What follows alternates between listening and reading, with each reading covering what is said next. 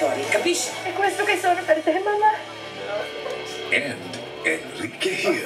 Ako po si Tenten dito. He grew up sa orphanage until si Direk Mobot po decides to get me from the orphanage. Doon pa lang nakita ni Tenten na, ito pala yung meaning ng family. Sa mga lahat ng ginawa ng tatay ko para sa akin, ganun din ang gustong gawin ni Tenten. Gusto niya ibalik lahat. Kaya rakitero siya, ang daming trabaho. Bakit naman ako na umaga mga babae na babayan ka lalaki? Tenten po! Pumasok lang yung lente. Pasok lang yung lente po. Correcto?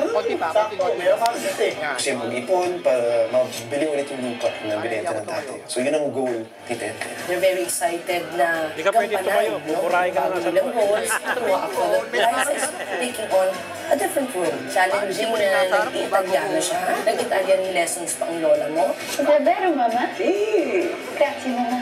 Ibang-iba naman sa nakilala nating Sander na mayaman, o pogi, masasalamin natin kay Tenten ang buhay natin. Tayo Campaign for the month, syempre, of February. Please watch this. Later na. Okay.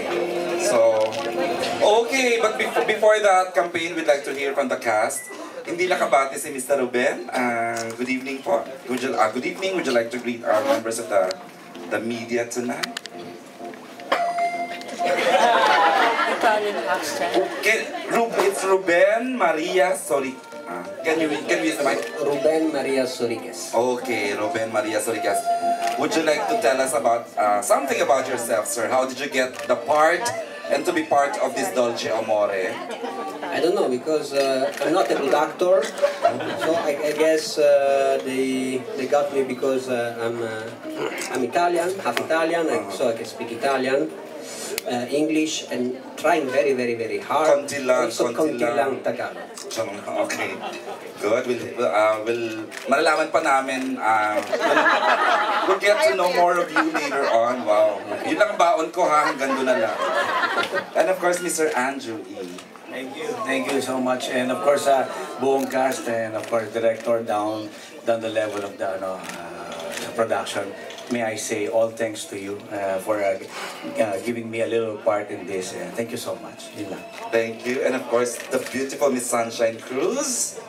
Magandang gabi po sa lahat na nandito ngayon sa cast at sa lahat ng media po na nandito, press people and staff. It's nice to be back. Yes. Yeah, after Oh My G, ito ulit ako, and this is my first time sa Star Creatives, and it's really a blessing for me to be a part of this show. Naman, thank you, Shine. Thank you. And of course, Miss Sherry Hill. This is the official greeting. Hello, officially good evening. And I'm very happy to be part of this show. Look at all these beautiful people. Diba? Kagwapo at ang gaganda. So there, thank you, ABS, for inviting me back again. I know, you're always welcome, Sherry. Thank you, and of course, ito na ang hari ng tawag ng tangalan. Mr. Bobot Ortiz, Sir Bobot, ayan, pero teleserye siya ngayon. Tuwan-tuwa ako dahil nakasali ko, sa wakas, nakasali rin ako sa teleserye. Ang tagal na akong hindi gumagawa ng teleserye, 10 years ago na yung huli. Seryoso, direct? Yeah, oh. What was that? Yung Kampanerang Kuba, yung huli. So, natutuwa ako, ibang klase ng paggawa ng show ngayon. Kaya natutuwa ako, bagong experience sa akin. Sa tagal ko na dito sa industriya. So, maraming salamat. Welcome back sa Primetime after 10 years, Direct Bobot. And of course, Miss Rio Locsin. Miss Rio, please. Magandang gabi sa inyong lahat. Nakakatuwa kasi kumpare ko to. Ngayon mag-asawa kami dito. At may dalawa akong boys. Talagang looking forward to working every taping day. Maraming salamat po. Thanks, Miss Rio. And of course, Mr. Kian Cipriani. Cheers. Salamat sa pagsuporta niyo dito sa parating namin na teleserye Dolce Amore. And I'm really happy to be a part of this awesome people. Ano yan? Kumbaga, magpapicture ako sa kanila. Definitely. Sa show na to. So I'm really honored to be part of this. Thank you, Star Creatives. Thank you. Okay, and of course, sobra ako excited siya sa kanya rito. Sabi ko nga, this is his biggest, siguro, exposure sa primetime bida. Ang napakagwapang Mr. Mateo Gidicen. Thank you, sir.